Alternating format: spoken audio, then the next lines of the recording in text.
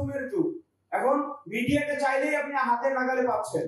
লাল ফিতার দৌরত্ব, এক্ষেত্রে এই লাল মানে একই জায়গায় দেখা যাচ্ছে সবকিছু বন্দী হয়ে গেছে আমাদের রাজনৈতিক ব্যক্তিবর্গের হাতে। মানে কেমন যেন মনে হচ্ছে গোরখ ধাঁধার মতো। প্রশাসন রাজনৈতিক ব্যক্তিবর্গের হাতে বন্দী, আবার রাজনৈতিক ব্যক্তিবর্গ প্রশাসনের সাথে লিয়াজু করে। আপনারা জানেন দুর্নীতি দমন কমিশনের একজন কর্মকর্তা, এটাও প্রশাসনের অংশ, দুর্নীতি দমন কমিশনের একজন কর্মকর্তা শরীফ নামের, যিনি কক্সবাজারের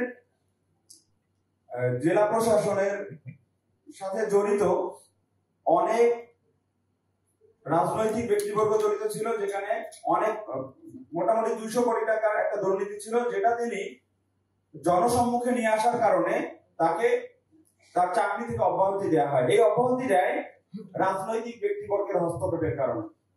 অর্থাৎ এখানে কেমন যেন মনে হচ্ছে গোরখ ধাঁধার মতো। প্রশাসন রাজনৈতিক ব্যক্তিবর্গের হাতে বন্দী, আবার রাজনৈতিক ব্যক্তিবর্গ প্রশাসনের সাথে লিয়াজু করে চলে।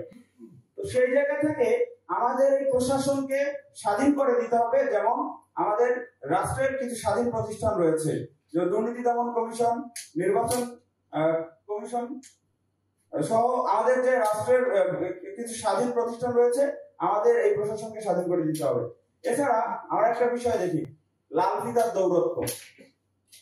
এক্ষেত্রে এই লাল ফিতার দৌরত্বের কারণে বাংলাদেশের মানুষ অনেকাংশে ভোগান্তিতে পড়ে, এবং দেখা যাচ্ছে যে কাজ 10 দিনে হওয়ার কথা সে কাজ 1 বছর লেগে যায়, 2 বছর লেগে যায়। আপনারা জানেন, আমি ভূমি অধিগ্রহণের কথা যদি বলি, অনেকে এই ভূমি অধিগ্রহণের টাকা পাচ্ছে না। তো সেই জায়গা থেকে প্রশাসনের একটা হস্তক্ষেপ এখানে রয়েছে, অন্যদিকে পলিটিক্যাল লিডাররা হস্তক্ষেপ করতেছে। মানে একই জায়গায় দেখা যাচ্ছে সবকিছু বন্দী হয়ে গেছে আমাদের রাজনৈতিক ব্যক্তিবর্গের হাতে। সেই জায়গা থেকে আগামীতে যারা সরকারে আসবেন তাদেরকে অবশ্যই প্রশাসনকে স্বাধীন করে দিতে হবে, প্রশাসনের কাছে হস্তক্ষেপ করতে দেওয়া যাবে না। মানে আমার কথা সেন্টার একটাই, রাজনৈতিক ব্যক্তিবর্গের হস্তক্ষেপ প্রশাসনের কাছেই থাকে, প্রশাসনের উপর থাকে।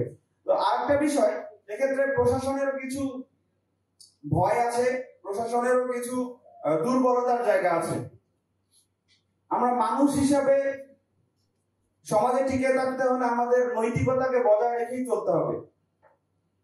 আমরা কেন আমাদের নীতি নৈতিকতাকে বিবর্জিত করব? কেন আমাদের নীতি নৈতিকতা অন্যের কাছে বিকিয়ে দিব? প্রয়োজনে আমি চাকরি করব না। আর এখন তো সামাজিক গণমাধ্যমের যুগ। এখন মিডিয়াকে চাইলেই আপনি হাতের নাগালে পাচ্ছেন। আপনার উপর কেউ যদি হস্তক্ষেপ করার চেষ্টা করে, তাহলে আপনি মিডিয়ার মাধ্যমে মানুষকে জানান, বাংলাদেশের মানুষকে জানান, ফেসবুকের মাধ্যমে বাংলাদেশের মানুষকে জানান।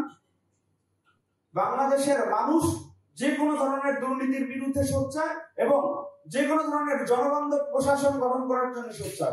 আপনারা আপনাদের জায়গা থেকে সচেতন থাকেন, আপনারা আপনাদের নীতি নৈতিকতার সাথে নিজেদেরকে এগিয়ে নিয়ে যান এবং জনগণের জন্য কাজ করেন। বাংলাদেশের মানুষ আপনাদের সাথে থাকবে। আমাদের 2024 সালের পর, ছাত্র নাগরিক গণ অভ্যুত্থানের পর, আমরা কোনোভাবে এই বাংলাদেশে দুর্নীতিকে প্রশ্রয় দিব না, আমরা কোনো অনৈতিক কাজকে প্রশ্রয় দিব না। যদি এই 2024 সালের পর একই রকম ভাবে বিগত 15-16 বছরে যারা এই কাজগুলো করেছে, কিংবা আমাদের বিগত 50 বছরে যে কাজগুলো হয়েছে, 2024 সালের পর যদি এগুলো হয়, তাহলে আমরা মনে করব আমাদের এই শহীদ ভাইয়েরা তাদের যে জীবন দিয়েছে এটা বৃথা, আমাদের ভাই বোনেরা যারা রক্ত দিয়েছে এটা বৃথা। সেই জায়গা থেকে আপনারা আপনাদের জায়গা থেকে কাজ করবেন, আপনারা কোড অফ কন্ডাক্টের মধ্যে থেকে কাজ করবেন। আপনাদেরকে কেউ কোনোভাবে হস্তক্ষেপ করতে পারবে না। আপনারা যদি দমে না যান, আপনাদেরকে কেউ দমিয়ে রাখতে পারবে না। আপনারা যে কোনো অসঙ্গতি জনগণের সামনে তুলে ধরবেন, যে কোনো অসঙ্গতি মিডিয়ার মাধ্যমে আমাদের কাছে তুলে ধরবেন। ছাত্র সমাজ আপনাদের সাথে সবসময় থাকবে। আমরা বাংলাদেশের মানুষ আর দলান্ত হতে চায় না, আমাদের প্রশাসনকে দলীয়করণ দেখতে চায় না। আপনারা আপনাদের জায়গা থেকে কাজ করেন, আমরা আপনাদের সাথে আছি। আমরা চাই না আমাদের প্রশাসন রাজনীতিবিদদের শৃঙ্খলে আবদ্ধ হোক। আমরা চাই আমাদের প্রশাসন স্বাধীনভাবে কাজ করুক।